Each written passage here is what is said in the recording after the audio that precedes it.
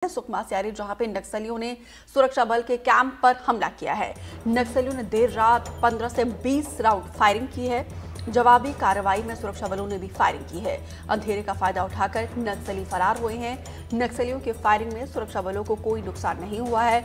जगरगुंडा थाने के पूर्ववर्ती कैंप में नक्सलियों ने ये हमला किया है।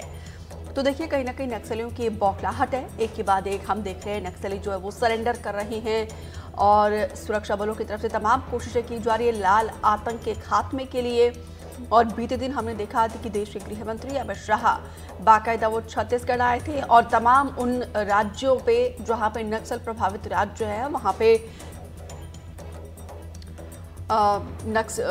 डीजीपी और अधिकारियों के साथ मीटिंग की थी, स्ट्रैटेजी तैयार की गई थी, रणनीति बनाई थी कि कैसे नक्सलवाद का खात्मा करना है। तो देखिए, कहीं ना कहीं उसी की बौखलाहट है।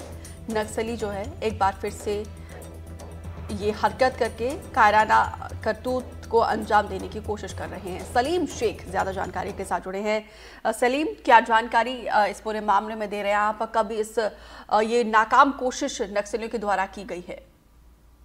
जी बिल्कुल, माओवादियों द्वारा एक नाकाम कोशिश की गई है। कल सुरक्षा बलों के कैंप पर एक बड़ा हमला करने की कोशिश की गई थी, लेकिन किसी तरह से सफल नहीं हो पाए। जवानों की मुस्तैदी ने उन्हें जिस तरह हरकत को करने से अंजाम देने से पहले ही वे जंगल का फायदा उठाकर भागने में कामयाब हो गए। जिस तरह से सेंट्रल होम मिनिस्टर ने 2026 तक माओवादियों को बस्तर से खत्म करने का जो दावा किया है, जो घोषणा की है, उसका कहीं ना कहीं बौखलाहट माओवादियों में नजर आ रही है, जिसके बाद से लगातार नक्सली छोटे छोटे घटनाओं को अंजाम दे रहे हैं। जिस तरह से बीजापुर में 2 ग्रामीणों की हत्या कर दी गई और कल देर रात कुंवरती कैंप पर नक्सलियों ने हमला करने का एक नाकाम प्रयास किया। हालांकि जवानों ने उन्हें मार भगाने में कामयाब हुए, लेकिन जिस तरह से जो घटनाएं माओवादी करने की कोशिश कर रहे हैं, लेकिन जवान किसी तरह से उन्हें इस तरफ करने से रोक रहे हैं।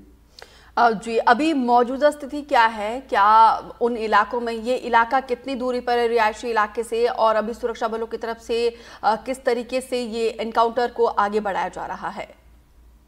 देखिए, जिला मुख्यालय से करीब ये 110 किलोमीटर दूर है कुंवरती। वही इलाका है जो हिड़मा के नाम से जाना जाता है। हिड़मा माओवादी मिलिट्री बटालियन का हेड बताया जाता है और जिस पर करीब 1 करोड़ का इनामी राशि छत्तीसगढ़ सरकार ने घोषित किया है।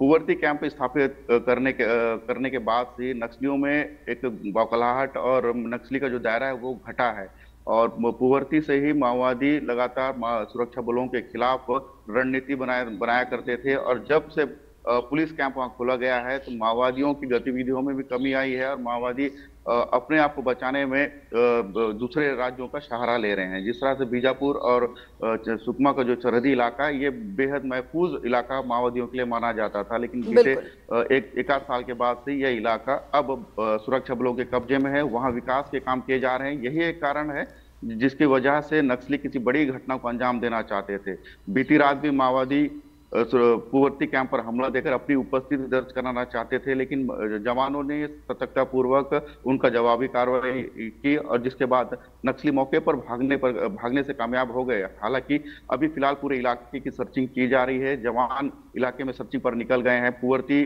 के करीब ही टेकलगुड़ा कैंप भी है और टेकलगुड़ा और कुंवरती के बीच के कैंप के पूरे इलाके को सर्चिंग की जा रही है, कार्डन किया जा रहा है। हालांकि अभी नक्सली किसी तरह की कोई हरकत में नजर नहीं आ रही है। सलीम, ये अपने आप में एक बड़ी उपलब्धि है क्योंकि हमारे सुरक्षा बल देखिए अब उन इलाकों में कैंप को स्थापित कर रहे हैं, उन इलाकों में जाके नक्सलियों को ढेर कर रहे हैं जो एक समय में नक्सलियों का कोर इलाका माना जाता था।